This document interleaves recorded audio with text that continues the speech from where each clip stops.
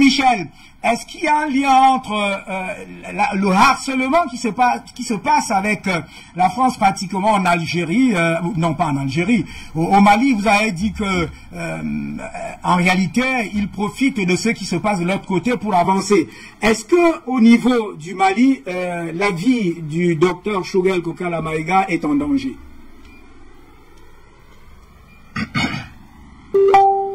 Luc Michel, il nous a pas suivi. Alors Samuel Dionodo Yumbi, on va entrer, peut-être on va reprendre avec Luc Michel et Gamalabina sur la question du docteur Choguel Kokala Maïga, parce qu'il y a un lien géopolitique et géostratégique même dans cette affaire, puisqu'on a vu les officiels de transition maliens justement acter avec les officiels russes, Sergei Lavrov, avec le ministre Abdoulaye Diop, acter une coopération, des accords. Est-ce qu'il y a un lien entre ce qui se passe en Russie et cet acharnement qu'il y a sur le docteur Choguel Kokala Maïga? Monsieur Hubert, on doit carrément tout à fait faire quand même un lien, parce que la défense l'apport que M. Vladimir Poutine et la Russie apportent en Afrique aujourd'hui, c'est par rapport à ça qu'aujourd'hui les Européens et l'OTAN sont en train de vouloir peut-être que l'UREC finit avec M. Poutine, parce que les Européens se sont dit, voilà notre puits de pétrole, notre fonds de commerce, oui, que ce monsieur quitte pour aller se mettre là-bas, que deviendrai-je encore? Alors Poutine, grand stratège, il a vu tout venir. Il n'est pas venu en Afrique pour rien. Les Africains l'ont fait venir au bon moment opportun. Et quand on veut faire la genèse de l'histoire, Poutine n'avait jamais demandé de venir en Afrique. C'est M. Emmanuel Macron qui a envoyé M. Touadéra aller le voir. En entrant en Centrafrique, il s'est retrouvé que les Africains aussi avaient besoin de la Russie. Et pour finir, les Africains aujourd'hui ont remis en question, n'ont pas remis en question, ils en sont souvenus. Ce que nos parents nous ont laissé, nous ont légué, que les Russes sont ceux-là qui ont toujours voulu du bien de nous pour nous protéger. Ah, ça c'est vrai, puisqu'avec le Mali de Modibo Keïta, c'était un accord parfait. Parfait. Alors aujourd'hui, nous sommes en train de voir que ce que les Européens, ayant organisé tout, que ces 2-3 familles qui ont tous les médias dans le monde. Aujourd'hui, vous ne pouvez plus rien dire que ce n'est pas censuré. Ça veut dire que tout était prémédité et Poutine a vu tout venir. Aujourd'hui, vous vous rendez compte que l'Afrique se retrouve quelque part avec un nouveau petit souffle qui est en train de revenir, et tout ça, la tête de M. Poutine est mise à prix. Mais sans savoir que M. Poutine ne vient pas en éclaireur, il vient en sauveur pour toute l'humanité. Parce qu'il y a certaines familles qui ont voulu prendre cette humanité pour faire la leur avec. C'est ça aujourd'hui que nous devons voir et se rendre compte en évidence que nous les Africains, que nous vivons cette période, en ce début du XXIe siècle, nous devions tout simplement dire aux Européens, même si vous imaginez une 3e guerre mondiale, aucun Africain ne viendra plus vous supporter. La logique prouve que nous sommes prêts et face à ce que nous vivons pour être derrière la Russie, parce que en ce moment T, nous voyons ce que la Russie nous apporte et nous voyons ce que vous êtes en train de vouloir nous asservir encore. Donc la réalité prouve qu'aujourd'hui, les Européens, en particulier cette France-là, elle a déjà tout perdu. Ils peuvent aboyer pour l'opinion européenne et française en particulier, mais pour l'opinion internationale, la vraie opinion qui est africaine, parce que ça c'est l'enjeu qui se passe là-bas en Ukraine, M. Hubert Toundi, oui, c'est les Africains en particulier, qui sont ceux-là, les néocolons qui sont souvent cachés en Afrique, face à cette jeunesse qui est aujourd'hui éveillée, attentive, qui sont en train de, que nous sommes en train de vivre le réalisme en face de nous, que les Européens face à la Russie, face à nous Africains, nous avons un potentiel. Et ce potentiel géostratégiquement, géopolitique, géomondial, c'est nous les bénéficiaires de ce qui se passe là-bas, parce que nous comprenons que le maillon faible, c'est les Européens, et l'homme le plus dangereux dans l'histoire, c'est les États-Unis. Parce que les États-Unis font toujours semblant, comme si quand ils détruisent, il y a le service après-vente qui doit être fait par la France. Mais pourtant, ce sont tous les instigateurs pour leurs intérêts.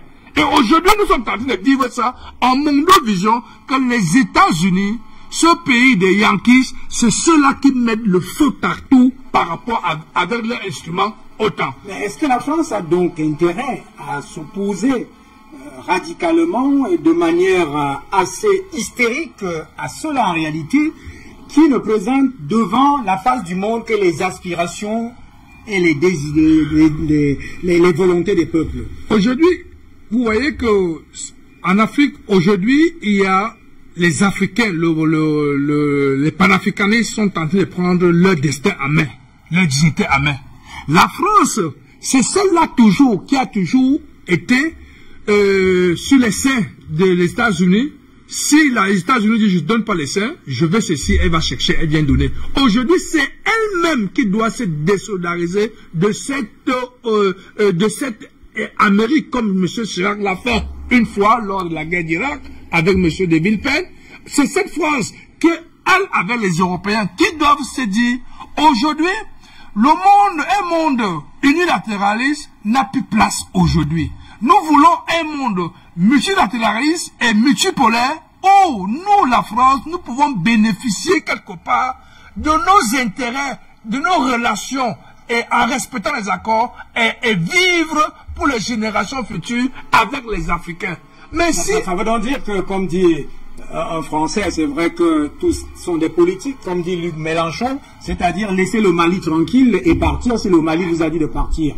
Et ne pas mettre la vie de Dr Choguel Kokala Maïga. La réalité est prise aujourd'hui que les lobbies européens et des Américains, ils ne veulent pas voir qu'en Afrique, qu'il y a des révolutionnaires mentaux, ceux qui viennent révolutionner la mentalité des Africains, ceux qui viennent apporter la clairvoyance, ceux qui sont là pour apporter cette dignité aux Africains, tous leurs têtes sont mises à prix. Mais nous avons la chance que pendant qu'ils ont pensé à ça, il y a un sauveur qui arrive, qui donne la garantie à tous ces chefs d'État que si vous apportez votre contribution, je suis là pour vous apporter la mienne, et ensemble, nous allons refaire ce nouveau monde où nous allons écrire la nouvelle histoire, l'histoire moderne en ce 21e siècle. Merci. Et c'est ce que nous sommes fiers de vivre cela en ce moment. Professeur Jean-Paul Bellec, cette situation du docteur Choguel Kokala Maïga, il ne dit que la vérité, il le dit de manière, comme vous-même vous le dites souvent, vous faites des rapports mathématiques, il le dit de manière documentée, de manière chiffrée, et il ne dit que la vérité. Mais en réalité, sa tête est comme mise à prix pratiquement par la France. Oui, souvenez-vous aussi que le président de transition, Assimi Goïta, lui, il a carrément été victime d'un attentat dans une mosquée. Attentat au couteau. Voilà. Et ensuite, avant ça même, il y a eu tentative de faire échouer la transition. À l'époque, il y avait Mokhtar Ouane et puis Bandao qui étaient à la tête de la transition. Hein? Sauf que le calcul mathématique avait été si bien fait que les ont mis en avant pour qu'ils fassent leurs preuves, ayant découvert leur vrai visage, on les a mis de côté en faisant la rectification. Voilà. Donc nos frères du Mali sont très alertes sur ces questions-là. Et en ce qui concerne la France, elle fait le mauvais jeu, mais cette fois Hubert, c'est définitif. Ah, c'est définitif cette fois. L'échec de la France sera définitif. Mais nous vivons les événements en Ukraine. L'échec de la France et des pays occidentaux vis-à-vis des pays anciennement colonisés, parce que nous pouvons commencer à parler au passé, va être définitif. Ils ne pourront plus, les Ouattara, comme je crois qu'on peut mettre ça dans le même panier, hein, qui laisse un Malien se proclamer chef de l'État malien en Côte d'Ivoire. Mais c'est même plus qu'une provocation.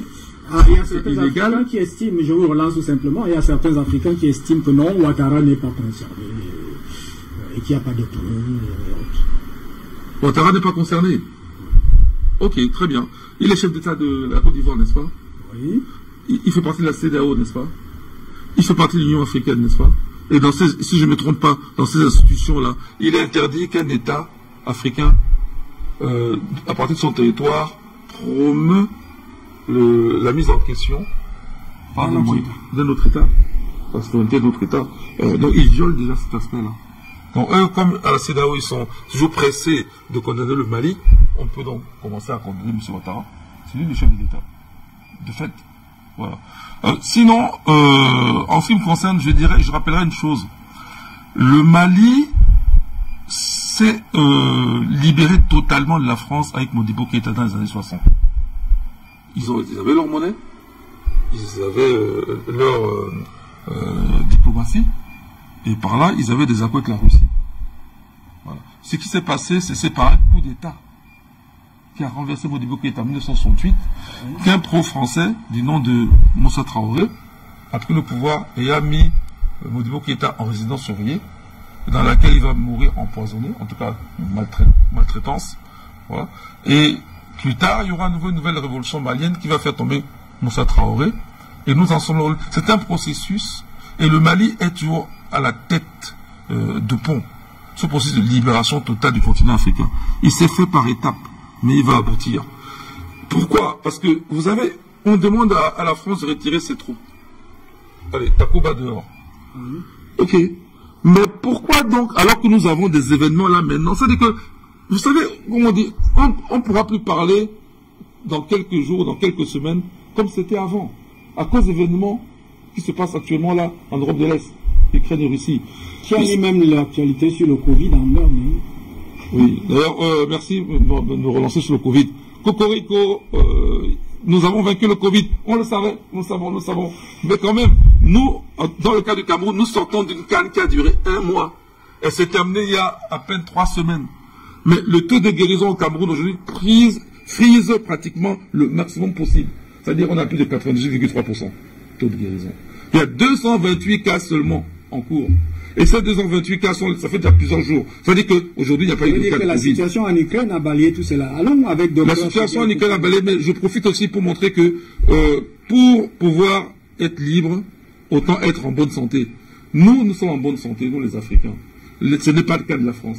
Donc il n'est plus question que notre santé soit mise en cause par un pays qui n'arrive même pas à arranger sa santé. Et donc on disait donc que les troupes françaises doivent quitter le Mali. Et qu'est-ce qu'ils trouvent à faire? Au lieu que, comme je disais, que la situation a totalement basculé, que leurs troupes commencent à se préparer pour aller mener la guerre au profit de l'Ukraine, si c'est leur camp, ils l'ont choisi. Là-bas, ils mettent 500... Comment tu peux mettre 500 millions d'euros quelque part et rester là où tu mets le moins pour gagner le plus? Et c'est déjà hypothéqué, puisqu'on te demande de partir. Ils devraient commencer, là ils ont mis leurs 500 millions d'euros, commencer à aller les protéger, c'est-à-dire en Ukraine. Et tous les avions qui disent qu'ils vont envoyer en Ukraine. Donc il faudrait que les troupes françaises, s'ils étaient sages, quittent le Mali, pas pour aller au Niger, nulle part en Afrique, directement Ukraine. Est-ce que ils vont pas le faire? La vie du docteur Choguel Koukala Maïga, vous pensez qu'elle est en danger? Est-ce que... La vie de tous les Africains, y compris la tienne, est toujours en danger. Donc évidemment, Choguel Maïga, à partir du moment où ces gens-là, quelqu'un l'a dit tout à l'heure, en tout cas on le dit souvent, tout ce qu'ils savent faire, n'est-ce pas, c'est plus d'une vingtaine de chefs d'État africains assassinés. C'est leur spécialité, non? Et ici, nous, l'empoisonnement de Roland Félix Moumier à Genève, c'est la main noire, non? Bechtel. Voilà. Ils savent faire que ça, tuer les Africains. Mais cette fois-ci, nous n'allons pas mourir, écoutez, je parle de ça, nitik kingoy. C'est-à-dire mourir étouffé comme le porc. On ne peut plus. C'est-à-dire que maintenant nous sommes des hommes, on se défend. Et nous allons, je le répète, Alassane Ouattara, son siège là, il devrait commencer à préparer ses valises. Parce que Alassane Ouattara, là où il est, je vous dis que les événements d'Ukraine là préparent quelque chose. Ça va se manifester ça en Afrique. Il est déjà en danger, lui. Et Bazoum, ils sont en danger. Tous ceux-là qui n'ont pas encore compris que nous ne voulons plus mourir nitik kingoy. Nous voulons maintenant, en tant qu'être humain, première humanité du monde, être totalement libre. S'ils ne comprennent pas ça, eh bien, écoutez, puisque de toute façon nous allons mourir. Même de mort naturelle. Mais autant mourir en libérant l'Afrique. La jeunesse africaine est là pour ça. Nous avons la jeunesse pour nous. Donc, Choguel Maïga est un guerrier. Il a prouvé, vous souvenez-vous, sa première intervention à l'ONU. C'est un guerrier. Nous n'avons pas peur de ça. Nous avons un rôle historique à jouer et il va le jouer. Et nous ne pleurons pas pour ça. Et si jamais l'un d'entre nous tombe, quelqu'un d'autre prend le relais et il continue. Je pense que c'est les UPCistes ici au Cameroun qui disaient que le sang des martyrs est la semence des héros, non? Voilà, donc c'est pas fini. On a assassiné Wandie. Est-ce que c'est pour ça que le mouvement national camerounais a été décapité? Non, c'est reparti de plus belle, puisque maintenant c'est tout le continent africain qui est affecté par le panafricanisme. C'est un virus qui n'a pas fini de prendre. Donc Choguel Maïga, nous sommes avec lui, et nous faisons confiance à l'armée malienne, nous faisons confiance au peuple malien pour les protéger. Mais même dans ce cas-là, nous n'avons pas peur de ça. Mais soyons totalement déterminés. Il n'est même pas question que les troupes françaises stationnent au Niger, il n'est même pas question que la base en Côte d'Ivoire continue, que la base ici au Gabon, brest française continue, que les bases et autres, que l'Afrique continue à avoir, et qu'ils aillent en Ukraine, qu'ils aillent se battre en Ukraine, qu'ils s'occupent maintenant de leurs propres fesses. Comme tu as été dit tout à l'heure, Hubert, je crois que c'est Luc Michel qui le rappelait. Avec vous, on va sortir par là. Oui, il le rappelait, et c'est important, parce que nous luttons, mais notre lutte doit avoir un sens. Les Européens ont démontré, il faut qu'ils comprennent que nous avons déjà compris. Les maths là, c'est atavique chez nous les Africains. On a compris déjà. Si on dormait avant, maintenant on est réveillé. Ça veut dire quoi? Ils ont compris que les Européens, Luc Michel a dit coucher, hein, que les Européens sont abrutis et tous les jours sont abreuvés par l'abrutissement américain. Et qu'est-ce qui se passe? Voilà des gens qui font le calcul suivant. Arrêtez le gaz russe. Quelle bêtise! Les Russes leur donnent ça pour pas cher. Ils avaient déjà fait la même chose avec l'Ukraine. Les Russes donnaient le gaz à l'Ukraine encore moins cher qu'à l'Europe. Oui. Ils ont fait leur bêtise, on a coupé le robinet. Il dit arrêtez le gaz russe. Ok, vous arrêtez le gaz russe. Il y a un projet là, numéro 2 là, comment on appelle, qui devait passer pour l'Allemagne. Ouais. L'Allemagne a renoncé à ce projet là. Vous voyez? Pour le gaz russe toujours. C'est un gazoduc. Bon, vous laissez tomber tout ça. Mais vous allez faire quoi maintenant? Regardons la bêtise. Vous êtes capitaliste, non? Et vous allez maintenant acheter le gaz américain, qui est un gaz de schiste, qui coûte beaucoup plus cher parce que cher l'exploitation. Et ça, c'est l'intelligence, Hubert. Donc, nous n'avons pas à avoir peur de ces gens-là. Cheikh Anta Diop disait qu'ils ont affaire maintenant à des intelligences égales. Non, nous les Africains, nous allons leur prouver que nous sommes des intelligents supérieurs. Il ne tient qu'à nous de comprendre que nous sommes forts, nous avons notre jeunesse, et que désormais, il ne faut même plus faire appel à un entraîneur de football qui soit d'origine européenne. Échouons par nous-mêmes. Apprenons par nos erreurs. Il ne faut plus faire appel à eux pour quoi que ce soit de militaire ou d'humanitaire. Poutine a démontré qu'en 8 ans, il est maintenant alimentairement indépendant. Le blé pousse en Russie comme pas possible par rapport à avant. Vrai ou faux? Alors si les Russes peuvent le faire, nous aussi nous sommes des humains, on ne peut pas le faire. Alors, donc, c'est une affaire de prendre confiance en nos capacités, en nos possibilités. Donc, Choguel Maïga, c'est pas une préoccupation. Il se protège, il ne s'expose pas, c'est normal. Mais, lui ou un autre, hein, ou n'importe qui ici d'ailleurs, mais si l'un d'entre nous tombe, quelqu'un d'autre va prendre le relais. Et il faut qu'on arrête les bêtises. C'est-à-dire que l'enjeu principal, c'est le panafricanisme. Et que des gens mettent en avant leurs petits projets égoïstes. Et on doit les sanctionner sévèrement. Parce qu'ils retardent la progression, non pas seulement de l'Afrique, mais de l'humanité. Merci à vous. Alors, Luc Michel, au Mali certainement, vous êtes très au courant. Il y a la situation du docteur Choguel Kokala Maïga qui, en réalité, est menacé par un agenda qui se révélait caché. Mais il y a aussi, Luc Michel, cette situation de l'enquête demandée par la justice, ou tout au moins, les autorités de transition maliennes sur cette vidéo d'un certain président autoproclamé en Côte d'Ivoire et aujourd'hui qui est président d'un mouvement républicain qui justement dit vouloir marcher sur Bamako ou tout au moins sur le Mali. Quelle est la situation, Luc Michel, entre ces deux personnes, c'est-à-dire Dr Choguel Kokala Maïga et cette enquête sur M. Camara, certainement basée en Côte d'Ivoire? Alors là, André Christelle Fanga, on a avec ce second sujet, dans ces deux articulations, c'est-à-dire qu'il se prépare quelque chose contre le Mali en Côte d'Ivoire. Les autorités de transition ont demandé une enquête justement de ce Sior Camara avec cette vidéo qui a circulé, a été virale sur les réseaux sociaux, mais aussi cet agenda caché en direction du docteur Choguel Kokala Maïga. Je crois que la première des choses que le Mali devait faire, il devait aussi envahir la Côte d'Ivoire. Envahir la Côte d'Ivoire? Bien sûr, c'est une déclaration de guerre. Alassane Dramane Ouattara a déclaré la guerre au Mali. Donc, vous parlez seulement de la vidéo. Oui. On a discuté des échanges téléphoniques. Ça, c'est Alassane Dramane Ouattara dit ne pas se reconnaître, mais il a été interviewé lors du sommet Afrique-Union Européenne. Oui, Afrique-Union Européenne, en marge de ce sommet, il a été interviewé par M. Christophe Vavouillet, son confrère de France. Il a dit ne pas se reconnaître dans cette affaire. Bon, il a déjà reconnu quoi de sa vie? Parce que vous avez affaire à quelqu'un qui se renie lui-même, qui renie son identité, qui renie sa personnalité, qui renie ses propres paroles. En fait, aujourd'hui, la situation, c'est que la Côte d'Ivoire va être utilisée comme base arrière pour déstabiliser le Mali. Que ça soit politiquement, que ça soit... Mais même les décisions prises par la CEDEAO, qui est l'instigateur? L'ambassadeur de l'Union européenne qui a récité toutes les sanctions et qui a donné à Alassane Dramane Ouattara, qui a donné à la CEDEAO pour aller lire ça. Qui est le pont entre l'Union européenne et la CEDEAO? C'est Alassane Dramane Ouattara. C'est lui qui est à la manœuvre, à toutes les manœuvres et qui propose toutes les solutions. Parce que, comme Ivoirien dit souvent, de la manière où tu viens au pouvoir, c'est comme ça aussi que tu t'en vas. Et comme un chien ne change jamais sa façon de s'asseoir.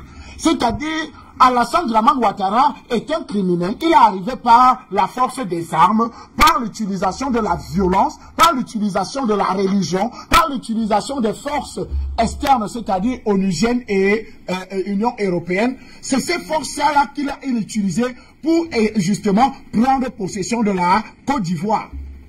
Malheureusement, aujourd'hui, ces forces-là ne sont plus assez opérationnelles par rapport au Mali. Donc, quand vous parlez de la sécurité du gouvernement de transition, surtout de Choguel Kokala Maïga, c'est vrai qu'ils sont en retard. Parce qu'en réalité, nous nous comportons déjà, nous sommes déjà des cadavres. On les rappelle ça depuis longtemps. Donc, vous n'allez pas tuer un cadavre. Parce que eux, ils ont pris le mensonge, ils ont transformé en vérité. Et quand vous vous mettez dans la logique pour leur démontrer que non, mais vous n'êtes même pas assez intelligent.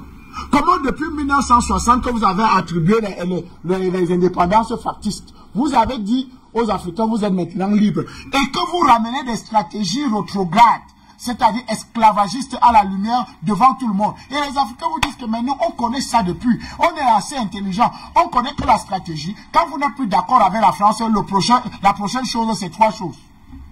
Quand vous n'êtes plus en accord avec la France, c'est trois choses qui vous arrivent. Si on n'assassine pas le chef de l'État, on crée une rébellion. Si on ne crée pas une rébellion, on crée des faux opposants. Vous savez le concept des présidents élus, non? C'est un concept. Président élu, président élu, président élu, président élu. Ils sont Sébastien Nadeau, député au Parlement français, parle de faiseurs de rois. Donc vous comprenez que quand vous n'êtes pas tué, quand on ne vous crée pas une rébellion, on vous crée de faux opposants politiques ou bien on vous crée des soi-disant pour faciliter l'intervention de la France ou bien de l'Union européenne ou bien pour faciliter les décisions. Nous avons compris cela. Le système focariste est encore en marche.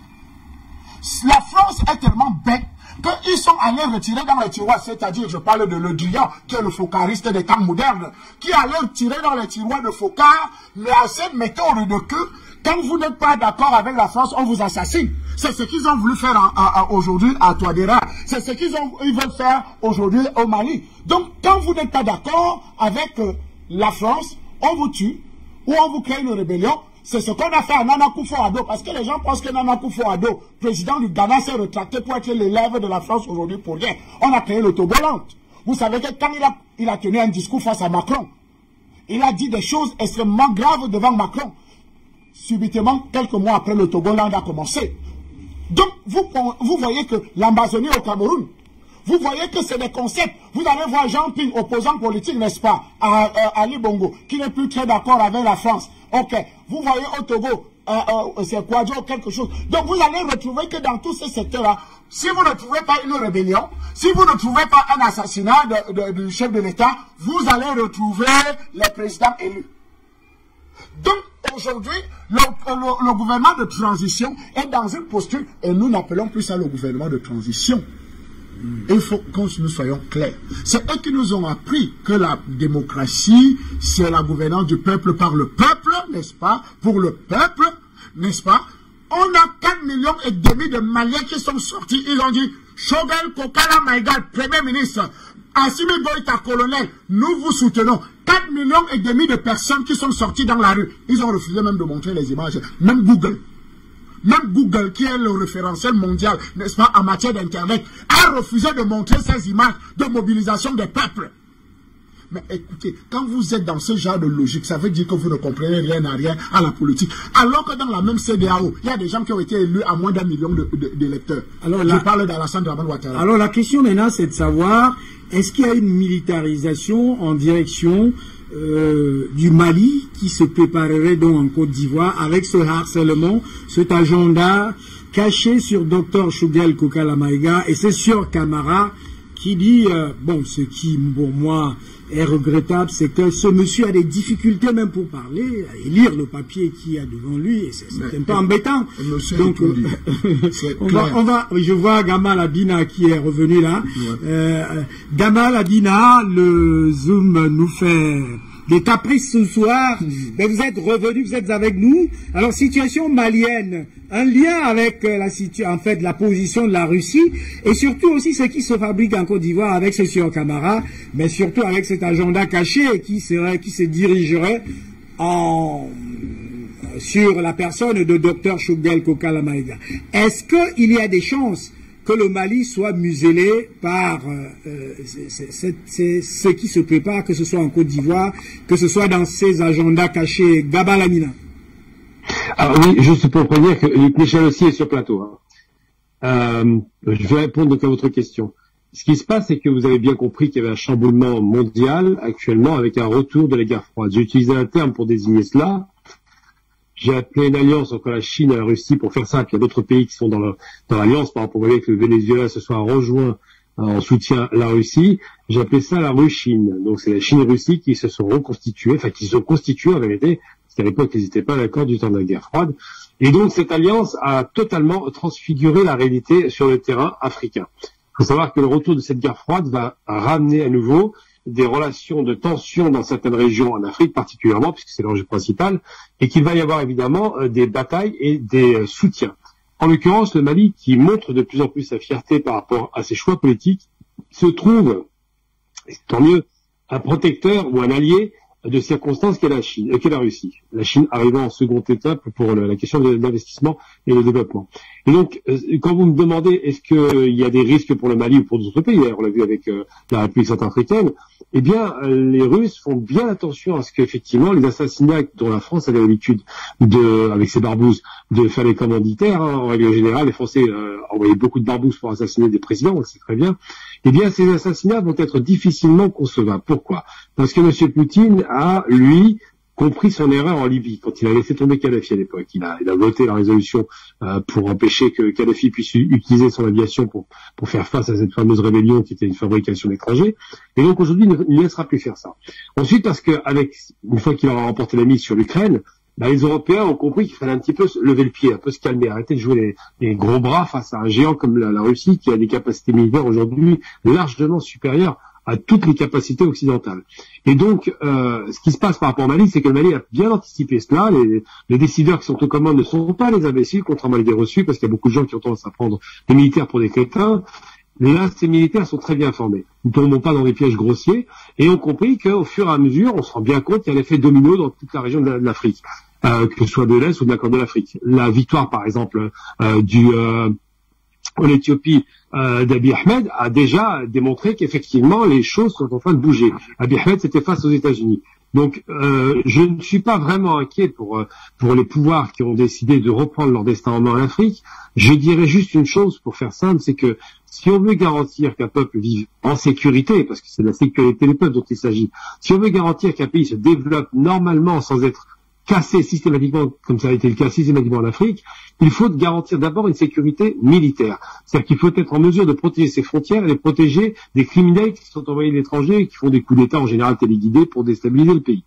Et donc, ce qui se passe actuellement dans la région, effectivement, on a toujours ces méthodes grossières comme ça pour essayer de faire croire que le peuple serait contre les dirigeants, mais ce n'est plus le cas aujourd'hui.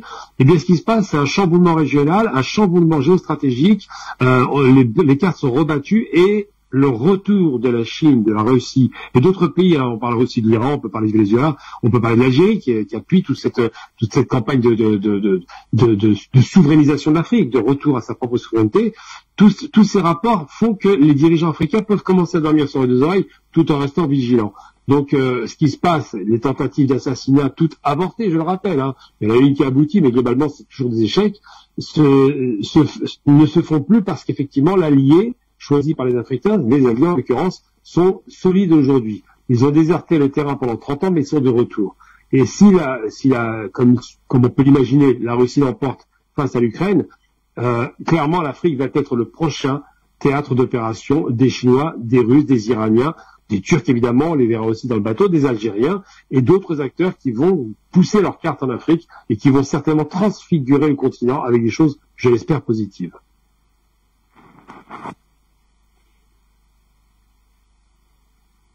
Laborieux au niveau justement du Grand Zoom. Alors on part de cette édition en disant un dernier mot pour chacun d'entre vous sur cette situation malienne, cet acharnement derrière le docteur Joël Kokalamaïga, acharnement justement orchestré par la France, mais aussi cette base arrière qui a pour nom Alassane Dramane Ouattara, la Côte d'Ivoire, qui voudrait déstabiliser donc le Mali. Une enquête a été officiellement ouverte sur cette vidéo de Sior Camara. Alors, Samuel Dionedor Yumbi, on va en disant quelque chose sur cette situation. Oui, monsieur Toundi, vous savez, dans le mot coup d'État, ça veut dire c'est l'État qu'on veut toujours renverser.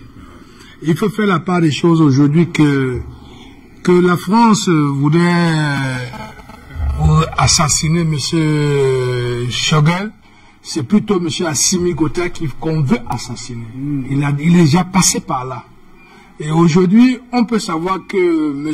Choguel, qui est le chef du gouvernement, n'est qu'un fils du pays qui dit la vérité tout haut, ce qu'on ne parvient pas à le dire. Donc aujourd'hui, nous devons plutôt préserver Assimi Goïta. Le préserver vraiment avec toutes les capacités et en disant merci à cette sécurité dont la Russie, cet ami pays allié russe, ont mis pour sa protection, comme ils l'ont si bien fait avec le chef de l'État de la Centrafrique. Le premier ministre qui était en Centrafrique, nous avons vu comment il est parti. Le président à l'extérieur, il met à la démission. Et nous connaissons que celui-là, il a des carottes qui sont derrière, que plus tard, sur le monde, c'est les Africains qui vont voir qui était ce premier ministre qui démissionne pendant que le président est à l'extérieur. Vous devez comprendre qu'il y a une manipulation, que la France, avec ses indo-colons qui sont là, veut à tout prix maintenant, quelque part, vous démontrer aux Africains, et surtout au peuple malien, que M. Choguel est plus important que Assimi Goïta. Ah ok, donc cette campagne vise aussi cela. Cette campagne vise à ça par rapport à ce que nous avons suivi un président fictif en Côte d'Ivoire. Donc ce qui veut dire... Un président fictif. Un président fictif, justement. On pourrait dire imaginaire. Imaginaire encore, nous pouvons encore tout le dire. Donc aujourd'hui, il y a cette manipulation qu'on est en train de manipuler l'opinion malienne, que cela... Parce qu'il y a la langue bambara qu'on explique tout le temps. Quand on va commencer à dire maintenant on veut assassiner Choguel, mais peut-être la personne qui est visée, c'est Assimi. Oui. Là, vous allez vous focaliser maintenant sur Choguel et la personne qui va tomber, c'est le colonel. Et si le colonel tombe, comme le maréchal Idriss Déby est tombé, ça nous a ramené dans le combat de en arrière. Nous n'allons pas dire combien de mois, combien d'années ça nous a ramené, mais ça pète seulement dès qu'il est tombé, nous avions vu que nous tous, nous sommes rentrés en arrière dans le combat, parce que ce combat, avec lui étant vivant, nous ne serons plus tentés de parler de ça. Donc aujourd'hui, nous n'allons pas sortir de se dire que Choguel est l'homme à abattre, c'est M. Assimi Goïta. C'est Assimi Goïta qui est l'homme visé, et nous devons dire plutôt merci encore à cette grande Russie qui est en train de faire un combat pour la protection et la dignité, la liberté, tel qu'on le dit bien, la liberté d'expression, la liberté d'opinion. Son Excellence, M. Paul Biya, a utilisé ces mêmes mots qui sont le socle de la démocratie pour accepter Afrique Média aujourd'hui au Cameroun, qui est en train de donner une voix aux panafricains, d'apporter des contributions face à ce combat que M. le président Poutine est en train d'apporter à l'humanité aujourd'hui. Merci à vous, Samuel Dionedor Yumbi.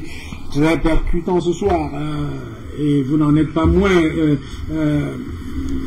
Jean-Paul Bellec, astrophysicien. Alors, vous êtes aussi d'accord que c'est Assimi Goïta, le colonel, qui est visé au sommet de l'État dans tout ce qui se passe en Côte d'Ivoire et derrière Choguel Kokola Maïga?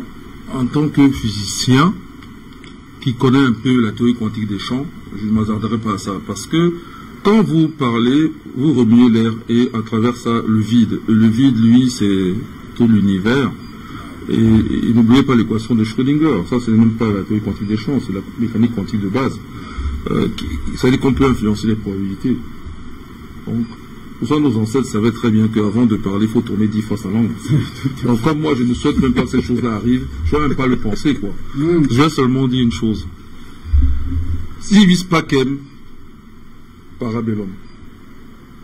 Si tu veux la paix, prépare la guerre. Donc, il faut que l'État malien ait un corps de sécurité suffisant pour protéger toutes les autorités politiques vitales pour le pays, la gestion du pays, puisque la nation leur a donné 5 ans. Donc il faut que les 5 ans arrivent avec ces gens à qui on a donné 5 ans. Il faut donc les protéger de façon imparable. L'autre chose, il faut constituer un groupe de commandos. Moi, je l'ai sauté même au niveau de l'Afrique. Parce qu'un jour, il va falloir qu'on aille chercher les Sarkozy, qu'on les emmène en Afrique pour les juger. Il faut un groupe de commandos, un commando bien préparé, pendant en même temps qu'on mène la guerre au Sahel pour libérer le pays des terroristes. Il faut un groupe de commandos. Et aller chercher ce de ses camarades là-bas en Côte d'Ivoire. Le ramener au Mali pour le juger. Qui témoigne, qui donne les noms. Mais la Côte d'Ivoire et le Mali sont frontaliers. On n'a pas se passer Casso, on est déjà en Côte d'Ivoire. Donc il faut qu'on ait toutes ces forces-là, sinon c'est du leurre. Et il faut qu'on se prépare aussi, et ça j'appelle, je vois ça à l'échelle même du continent, à porter le feu de l'autre côté qui nous souhaite la mort. Parce que nous sommes tous des humains. Si tu fais pleurer chez moi et que demain moi aussi je fais pleurer chez toi, maintenant tu vas commencer à réfléchir. On peut pas, on n'est pas des bœufs, on n'est pas des moutons, chaque fois c'est nous qu'on vient égorger. Non, non, non, non, non. Si c'est ça qu'ils comprennent, nous aussi. Bon, il y a des choses, Hubert, je ne peux pas dire sur le plan scientifique. Mais j'ai déjà dit qu'en ce qui me concerne, je suis prêt. Je n'en dirai pas plus. Merci à vous. Alors, André Christelle Fanga, en sort de cette édition, qu'est-ce qu'on peut retenir finalement? Que ce soit de la Russie, hein, Russie en Ukraine, les carottes sont cuites pour l'OTAN. Si l'on s'en tient à ce qui s'est passé ce jour, il n'y a vraiment pas de possibilité, Luc Michel l'a dit, d'acheminement des armes occidentales qui puissent entrer à Kiev ou dans une certaine ville, parce que l'espace aérien est totalement contrôlé par la Russie. Et Dr Choguel Kokola Maïga, poursuivi par la France dans un acharnement, un agenda secret, mais aussi c'est sûr, camarades. Donc une enquête vient d'être ouverte officiellement à Bamako contre lui. Mais vous savez que la France a voulu, avec l'Union européenne, ils ont voulu se venger de la Russie en créant cette situation en Ukraine. Parce que, comme tu empiètes sur mon territoire, c'est-à-dire dans mon précaré, oui, moi aussi j'empiète dans ton précaré. C'est un peu ça le rapport de force qu'il y a entre se produire aujourd'hui. Donc, comme la Russie a empiété sur le territoire français, soi-disant, c'est-à-dire en RCA, au Mali. Maintenant aussi, la France et l'Union européenne s'impliquent en Ukraine pour essayer de déstabiliser. Donc, aujourd'hui, quand nous comprenons tous ces enjeux-là, nous disons une simple chose qui est claire. Nous sommes en guerre contre l'Europe, contre la France, sur tous les territoires. C'est une guerre globale, hein, parce que les gens pensent que non, il s'agit seulement... Vous savez que la Russie est un grand producteur de blé. Vous savez que la Russie est un grand producteur de gaz. Vous savez qu'il y a plein de choses qui auront directement un impact sur les pays africains. Donc, si un seul instant, nous pensons que ce n'est pas une guerre qui est en préparation, nous nous trompons. Nous nous trompons véritablement. Donc, aujourd'hui, ce qui se passe au Mali actuellement, ce programme d'assassinat de Assimi Goïta et de Choguel Kokara Maïga, on le sait, c'est un plan bien fort. On connaît la stratégie française. Ce que je demande, c'est simple. Ouattara a réuni l'autre jour des militaires pour leur demander, bon, qui veut faire le coup d'État là? Dites-moi qui veut faire le coup d'État. Donc, quelqu'un qui veut faire le coup d'État va te dire que, comme tu vois là, je vais te faire le coup d'État. Donc, il faut que... On est en train de sortir. Oui. On dit des choses qu'il faut que... Il faut que les 8000 hommes de Kimbafori, Soro Guillaume, qu'il a ramené de la rébellion, arrêtent Ouattara et le PAM. On a attendu Saddam Hussein, non? Parce que ça devient un poison pour notre Afrique et surtout pour la sous-région CEDEAO. Ça ne sert à rien. Ce menteur patenté nous a fait croire qu'il était un démocrate. Nous a fait croire que non, c'était un économiste de la première catégorie. C'est lui qui nous a dit que le franc CFA était la meilleure monnaie africaine. Pourquoi il change encore le franc CFA en écho? Donc vous comprenez que c'est des gens qu'il faut traiter sauvagement les traîtres, parce que notre plus grand problème en Afrique, c'est les traîtres. Les endocolons. Merci à vous, merci à Luc Michel, merci à vous Gamal Abina, internationaliste. Luc Michel, géopoliticien, toujours en place à Bruxelles. Merci à vous Samuel Dionodor Youmi pour votre disponibilité pour cette édition de Face à l'actualité. Merci à vous Jean-Paul Belec, astrophysicien. Merci à engager pratiquement dans cette affaire de prendre une position sur la situation en Ukraine. Un qui ne se cache pas, et je veux le dire, c'est le président Nicolas Maduro, qui a félicité vivement Vladimir Poutine pour son invasion et ses actions contre l'Ukraine. On peut bien comprendre pourquoi. Merci à vous André Christelle Fanga. Mesdames et messieurs, ce qui se passe en Ukraine, ça ne se passe pas ailleurs. Faites très attention, Africains. Le sommeil, la boisson, la nourriture, ou alors d'autres plaisirs ne doivent pas être des choses sur lesquelles il faudrait toujours s'attarder. Et croire que ce qui se passe au sommet du monde est étranger au continent africain ou à certains pays. La géopolitique mondiale, la géostratégie mondiale, c'est une carte, c'est un bloc. Madame, c'était Face à l'actualité. Madame, salut, monsieur, bonsoir.